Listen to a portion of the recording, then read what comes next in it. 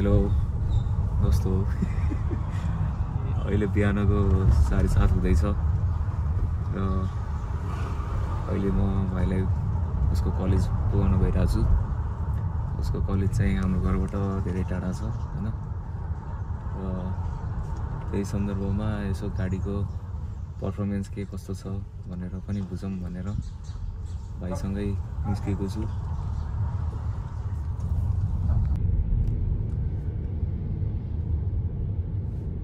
Guys अहिले बिहानको 7:30 बजिरहेछ र अहिले म अनिसलाई पुगाउन उसको कलेज गइरहेको छु।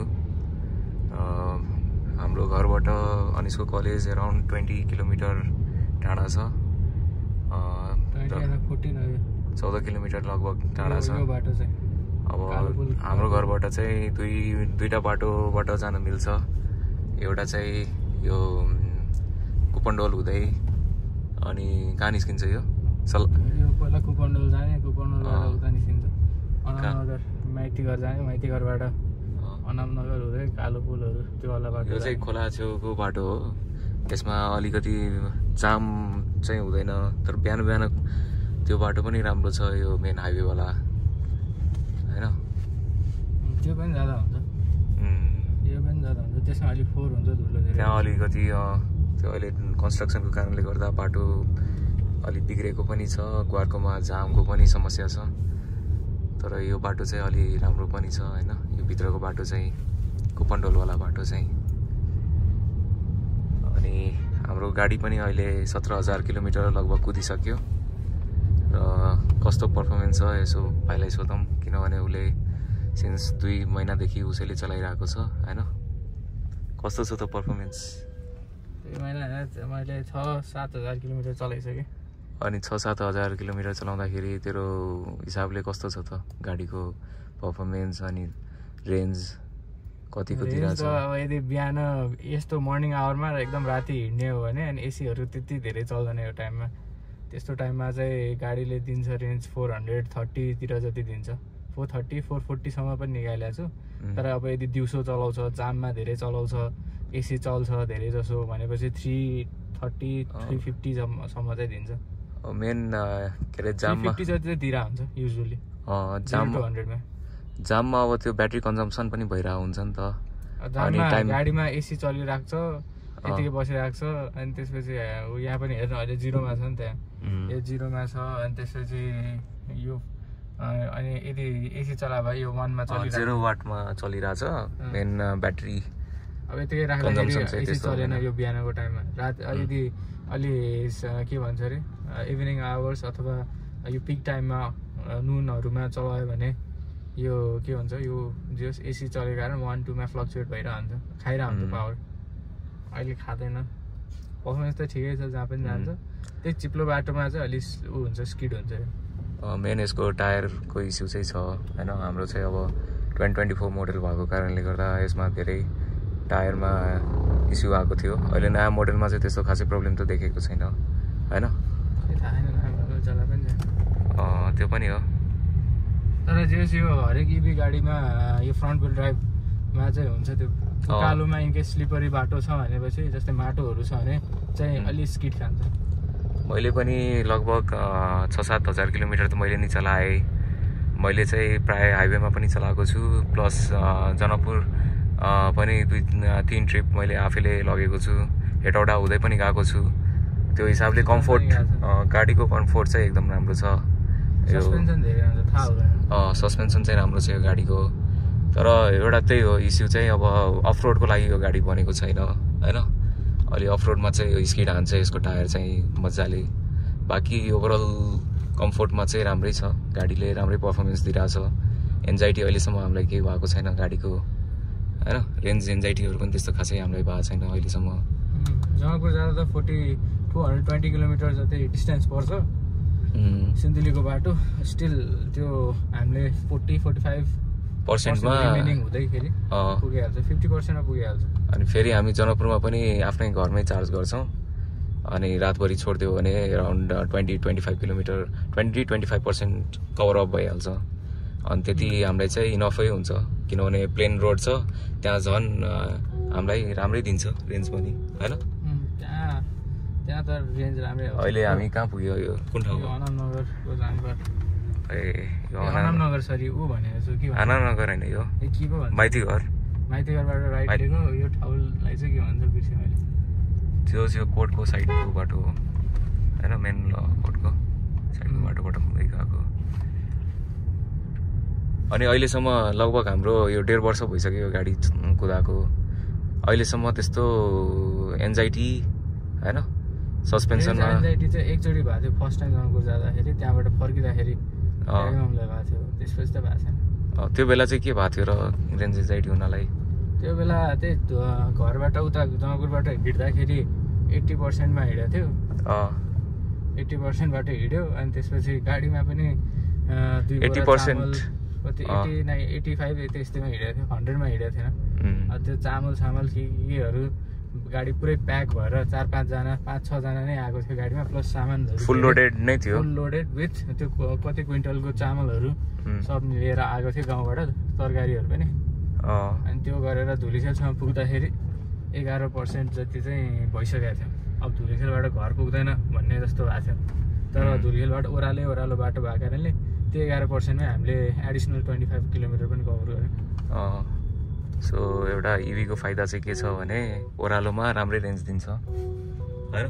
उकालोमा त यसले खान्छ ब्याट्री मजाले नै खान्छ तर ओह्रालोमा चाहिँ राम्रै रेन्ज दिन्छ यसले। अहिलेसम्म त्यस्तो इस्यु चाहिँ देखेको छैन।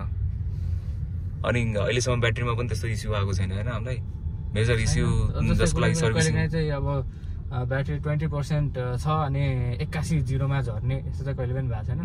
हुन त हामीले गाइज अहिले हामी खोलाको छेउ हुँदै गइरहेछौँ होइन जोरपाटी। यहाँबाट एराउन्ड अझै 10 किलोमिटर जति होला 10 किलोमिटर छैन होला है यहाँबाट 8 किलोमिटर जति होला। अझै आधी घन्टा त लाग्छ। अब घरबाट त टाढै छ तर बिहानको बाटोमा एराउन्ड 45 मिनट्समा उसको हस्पिटल चाहिँ पुगिन्छ होइन। अनि एकैचोटि ऊ राति आउँछ। राति आउँदाखेरि पनि जे होस् जामसाम नपर्दाखेरि चाहिँ राम्रै रेन्ज दिन्छ गाडीले चाहिँ। अनि एराउन्ड हप्तामा एकचोटि हामी चार्ज गर्छौँ होइन अनिस 10 दिनमा चार्ज गर्छौँ। अनि लगभग महिनामा 1-2 चार्ज गऱ्यो भने लगभग 800 किलोमिटरको 2-3 चार्ज त गर्छौँ महिनामा 2-3 चोटि एभरेजमा। त्यही भएर हाम्रो 1500 जति चाहिँ आउँछ बिल किनभने हामी जिरोमै लगेर चार्ज गर्दैनौँ। अब 2200 यसको BYD को ब्लेड ब्याट्रीमा चाहिँ 100%सम्म पनि जानु मिल्छ। अरू NMCहरूमा चाहिँ 80%सम्म लैजाउँ भन्छ 20 to 80। यसमा चाहिँ हामीले 100 पनि लैजानु मिल्छ। त्यति धेरै डिग्री रिस्क हुँदैन यसमा। रेकमेन्डै गर्छ बरु उनीहरूले। अनि BYD नै किन लिएको हामीले चाहिँ हो खासमा मेन त्यो टाइममा मार्केटमा अभाइलेबल भनेको MG ZS EV थियो अनि BYD Atto 3 भर्खर आएको थियो। आएको 2-3 महिना जति भएको थियो। हामीले चाहिँ पहिला सुरुमा अब क्रेटा IC इन्जिनमा जाने भनेको थियौँ त्यही भएर क्रेटा लिने भनेर चाहिँ बसेको। हाम्रो बजेटको हिसाबले चाहिँ क्रेटा अलि फिजिबल हुन्छ भन्ने पोइन्ट थियो। तर त्यो बेला इभीको डिमान्ड र मार्केटिङ पनि एकदम हाइपमा थियो होइन। त्यसमा BYD भर्खर फेरि यसपालि के अरे ऊ झरेको थियो ट्याक्स फेरि कम भएको थियो। त्यसपछि फेरि बिचमा बढाएको थियो। अब बढाइसकेपछि फेरि यिनीहरूले नयाँ ट्याक्स यति मोटरमा यति पावर मोटरमा चाहिँ यति ट्याक्स बिलो 100 किलोवाटको मोटरमा अनि प्राइस चाहिँ त्यति नबढाउने टाइपमा रिजनेबल 5% लेस ट्याक्स लाग्ने भनेर चाहिँ त्यसपछि यिनीहरूले मार्केटमा लन्च गरिहाल्यो। त्यतिखेर भर्खरै लन्च भएको थियो गाडी वर्ल्ड वाइड पनि हाइपमा थियो जेस। अनि रिभ्यूहरू पनि धेरै राम्रो थियो प्लस BYD को लङ टर्म ब्रान्डहरू पनि राम्रै छ। पहिलेदेखि ब्याट्री टेक्नोलोजीमा ब्रान्ड हो BYD। ब्याट्री टेक्नोलोजीमा पनि राम्रै गरेको हो वर्ल्ड रेकग्नाइज ब्रान्ड भएर अनि यसमा नेपालमा पनि यसले राम्रै गर्छ भनेर अनि इस्टाब्लिस नयाँ चाइनिज ब्रान्ड भन्दा पनि यो इस्टाब्लिस ब्रान्ड नै भएर नेपालमा पनि त्यही भएर चाहिँ वर्ल्ड वाइड यसको ब्रान्ड चाहिँ राम्रै भएको कारणले गर्दा यसमै हामी लागेको। त्यसपछि ठ्याक्कै किनेको कति पछि चाहिँ डिपाल पनि आएको थियो। डिपाल पनि यस्तै प्राइसमा थियो सुरुमा अलमोस्ट 1 लाख 2 लाखको डिफ्रेन्स थियो तर स्टिल यही नै रोज्थ्यौँ होला हामीले चाहिँ। किन भन्दाखेरि यसमा फिजिकल बटनहरू पनि छ चलाउन सजिलो छ सफ्टवेयर राम्रो छ यसको ह्यान्डलिङ धेरै राम्रो छ। अब लुक्स पनि ठिकै छ। डिपालको लुक्स चाहिँ मलाई यो पर्सनली राम्रो छ। अब अलि लुक्समा छ। अर्को ब्याक सिट कम्फर्ट पनि दुईटाको उस्तै छ। यसको धेरै राम्रो, यसको सस्पेन्सन चाहिँ दिपाल भन्दा मलाई अलि राम्रो लाग्छ। अनि लङ टर्म यसको ब्याट्री टेक्नोलोजी चाहिँ अलि इस्टाब्लिस्ड भएको भएर पछि रिसेल भ्यालु पनि त्यही हिसाबले राम्रै हुन्छ कि भनेर पनि अहिले चाहिँ हामीले सोचेको। किनभने नेपालमा BYD चाहिँ अरू चाइनिज भन्दा पनि इस्टाब्लिस चाहिँ भइसकेको छ नेपालमा पनि। धेरै गाडी बिक्री भइसकेको छ BYD को पनि। र पार्ट्सहरूमा पनि अब इजिली अभाइलेबल पनि छ भनौँ न, धेरै मार्केटिङ भएको कारणले गर्दा पनि हैन। पार्ट्सहरू अभाइलेबल छ तर त्यही कस्टहरू अलिक महँगै छ यसको पनि, त्यो अरू EVहरू जस्तै छ। मेन भने धोका देखाएन, विदेशमा हेरेको 7 लाख किलोमिटर जति चलेको BYD को गाडीहरू पनि थियो जसको ब्याट्री पर्सेन्ट डिग्रेड भएर 92% जति मात्र भएको पनि युट्युबमै अभाइलेबल छ। हामीले पनि धेरै रिसर्चै गरे हो हैन। हामीले त्यतिखेर BYD पनि त्यति चलेको थिएन खासै, धेरैजना MG लिने भन्दै थियो। MG को त्यो बेला मार्केटिङ पनि राम्रो थियो, प्लस गाडी बिक्री पनि धेरै थियो। नेपालमा MG ZS EV त धेरै चलेको हो नि त त्यो बेला। अनि पछि यो BYD आएपछि अलिकति उसको मार्केटिङ कम भयो। स्टिल अहिले MG को राम्रो गाडी आएको छ, S5 राम्रै छ त्यो। गाइस अहिले अब हामी गोएश्वरी पुग्न लागिसक्यौँ। यहाँबाट चावेल पछि बौद्ध पछि चाहिँ NMC जोरपाटी पुग्छौँ। अझै 20 मिनट लाग्छ यहाँबाट चाहिँ। टाढा त टाढै छ तर अब यो गाडीको डिमेरिट भनेमा अवश्य आउँछ कि यसको चलिसकेपछि अब यसमा ऱ्याटलिङ नोइज अलिअलि आइरहेछ। अब त्यो कर्नरमा सानो छ, पुरै गेट सेट बन्द गऱ्यो भने अलि सुनिन्छ कि सुनिरहेछ। अहिले त आएको छैन खासै, तर कहिले बेला बेला आउँछ। अरू डिमेरिट के छ त यसको? अब अहिले त आएन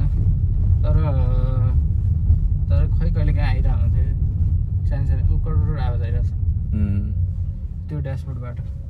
अर्को यसको AC पनि हाई स्पिडमा चलाउँदाखेरि नोइज दिन्छ नि, त्यो बाहिर एयरकन इस्यु भनेर हामीले एकचोटि BYD मा देखाएको थियौँ, तर सबै गाडीमा यस्तो देखिन्छ भनेर नै भन्यो त्यहाँ पनि हैन। कति रेडिएटर चोक भएको के हो भनेर, AC चोक भएको भनेर चाहिँ भन्यो। यो बिहान यस्तो सानो बाटोमा पनि जाम लाग्दो रहेछ। यस्तै हो, के गर्ने नेपालको बाटो। ठिकै छ त यो त, यो कहाँ जाम तर पोल्युसन त्यति छैन यो भित्रको बाटोमा चाहिँ। एउटा सजिलो के भयो भने खोला छेउछेउ पनि राम्रो देखियो, अनि प्लस बाटो पनि राम्रो भयो नि त हैन। अनि एक्सिडेन्टको रिस्क पनि कम भयो। हाइवेमा चाहिँ अलिकति बढी नै रिस्क हुन्छ भने भित्रको बाटोमा अलिक कमै छ। भित्रको पनि टर्निङ त हुन्छ यस्तो बाटोहरूमा, टर्निङहरूमा अलिकति रिस्क हुन्छ तर बिस्तारै चलायो भने ठिकै हुन्छ। जस गरेर चलाउनु भयो। अनि तैँले पनि त यो गाडी सुरुमा यही गाडीबाट त सिकिस्, यही गाडी नै चलाइस्? मैले यही गाडीबाट सिकेँ पनि हो। यहीबाट मैले पछि एकछिन IC चलाएर लाइसेन्स पनि निकालेँ, अनि यही गाडी नै चलाएँ। यस्तो ढुङ्गामा हिँड्दाखेरि छेउबाट उछिटिन्छ ढुङ्गाहरू अनि स्क्रच लाग्छ। खासमा यसको मलाई मन परेको चाहिँ एउटा क्यामेरा हो हैन। क्यामेराले चाहिँ धेरै हेल्प गर्छ। क्यामेराले चाहिँ अगाडि अब गाडी आइरहेछ, मलाई त्यस्तो आत्तिनु पर्दैन, मजाले जान्छ। केही भयो भने मैले छेउछाउमा कति काट्ने भनेर क्यामेराले देखाइदिइहाल्छ। त्यही त, क्यामेरा चाहिँ एकदमै राम्रो छ यसको। मान्छे बाहिर आएर गाइड गरिराख्नु चाहिँ पर्दैन यसमा। यसको अर्को डिमेरिट भनेको यो पिलर चाहिँ धेरै मोटो छ, त्यही भएर यसरी गरेर हेरिराख्नुपर्छ। मेन देखिँदैन त्यो टर्निङको बेलामा, त्यो साइडबाट गाडी कुनै आयो भने चाहिँ देखिँदैन। त्यही भएर टर्निङहरूमा स्लो गर्नुपर्छ यसमा। प्लस हेर्नलाई पनि अलि यसरी गरेर हेर्नुपर्छ। त्यही त। अरू यसको डिमेरिट चाहिँ अब एउटा एयरकन इस्यु, मेन चाहिँ ऱ्याटलिङ नोइज चाहिँ धेरै नै छ गाडीमा। भन्दा पनि यो चाहिँ सबै नै गाडीमा छ, सबै गाडीमा छ। विथ टाइम त अब त्यो अझै आउँदै गर्छ हैन। अब यो गाडी हुनाले धेरै गाउँहरूको अनि अफरोड प्याचहरूमा धेरै नै हिँडेको छ। नेपालको बाटो पनि फेरि त्यस्तै नै छ, त्यही भएर सानो ऱ्याटलिङ नोइज चाहिँ अब आउन थालिसकेको छ अलिअलि। कहिलेकाहीँ नोटिस हुन्छ, गीत सित बजायो, एसीहरू चलायो भने हुँदैन। अब पुरै साइलेन्ट क्याबिन छ भने, जस्तै अहिले केही पनि चलाएन अनि यो विन्डोजहरू पनि क्लोज छ त्यतिखेर चाहिँ हुन्छ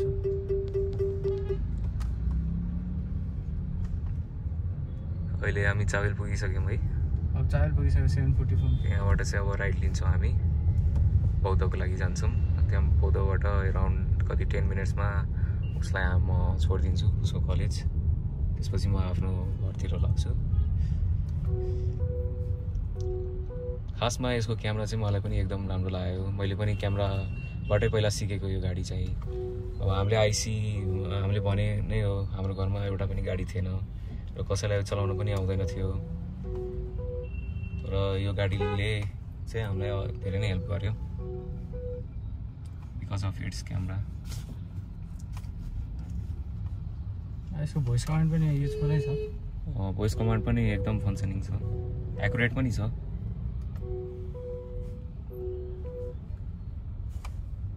The air volume is set to 1. यसको एसी पनि त त्यति राम्रो छैन नि एसी ठिकै छ त्यस्तो नराम्रो छैन काठमाडौँको वेदरलाई चाहिँ धान्छ काठमाडौँको वेदरलाई धान्छ तर कि यसमा अब हाई स्पिडमा चलाउनु एसीको फ्यान स्पिडहरू चाहिँ अलि एकदमै चलाउनुपर्छ मलाई चाहिँ यसको 2-3टा कुरा चाहिँ नराम्रो लाग्यो एउटा त्यही एसीले जति कुलिङ गर्नुपर्ने त्यति कुलिङ गर्दैन अर्को कुरा चाहिँ यसको त्यही आवाज होइन ऱ्याटलिङ नोइज त्यो अलिअलि आउँदै गर्छ हरेक गाडीमा आउँछ त्यो त विथ टाइम होइन प्रायः चाहिँ अब यो एरियामा चाहिँ बढी नै आउँछ हरेक गाडीमा छ अब यो बिवाडीको भन्दाखेरि पनि अब यो हरेक गाडीमा छ सर भनेर भन्नुहुन्छ त्यही भएर अब के गर्नु म्यानुफ्याक्चरिङ डिफेक्ट हो कि के हो तर एभ्री बिवाडी भेकलमा यहाँ चाहिँ आउँछ अब धेरै त छुँदैन त्यही पनि बेला बेला अलिकति यहाँ चलाइहाल्दाखेरि अर्को कुरा चाहिँ यसको अब सर्भिसिङ वर्ल्ड के अरे नेपालको हरेक ठाउँमा कुना कुनामा भयो भने अझै इजी हुन्छ यो गाडी लग्न जुनसुकै ठाउँमा किनभने यसको मार्केटिङ एकदमै छ प्लस गाडीको डिमान्डको हिसाबले जुन सर्भिसिङ हुनुपर्ने त्यो चाहिँ अलिकति कमी देखियो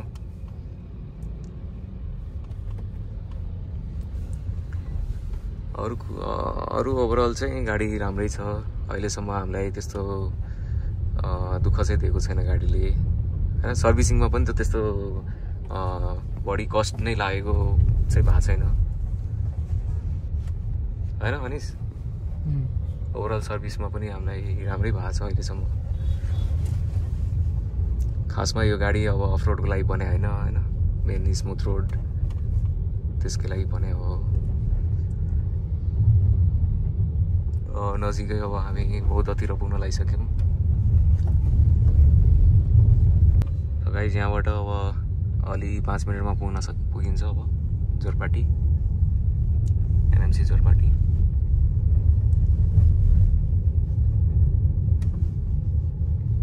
सो गाइज हामी पुगिसक्यौँ जोरपाटी एनएमसी अब यहाँबाट म भाइलाई छोडेर म घरतिर फर्किन्छु गाडी लिएर खासमा मलाई आज गाडीको काम भएर पनि म यहाँसम्म आइपुगेको हो जेनरली भाइले नै लिएर जान्छ गाडी चाहिँ यही हो नेपाल मेडिकल कलेज अहिले त धेरै राम्रो भइसक्यो कलेज पनि यो पनि यसैको ब्लक हो यता यो डेन्टल ब्लक बनाइसक्यो है ल गाइज गाडी लिएर म चाहिँ यहाँ एनएमसी जोरपाटीबाट निस्किसकेको छु र अब यहाँबाट अराउन्ड 45 मिनट्स लाग्छ मलाई घर पुग्न अब गाडी चलाउँदै भिडियो बनाउनु पनि नराम्रै हुन्छ सो अहिलेलाई चाहिँ यही एन्ड गर्न चाहन्छु है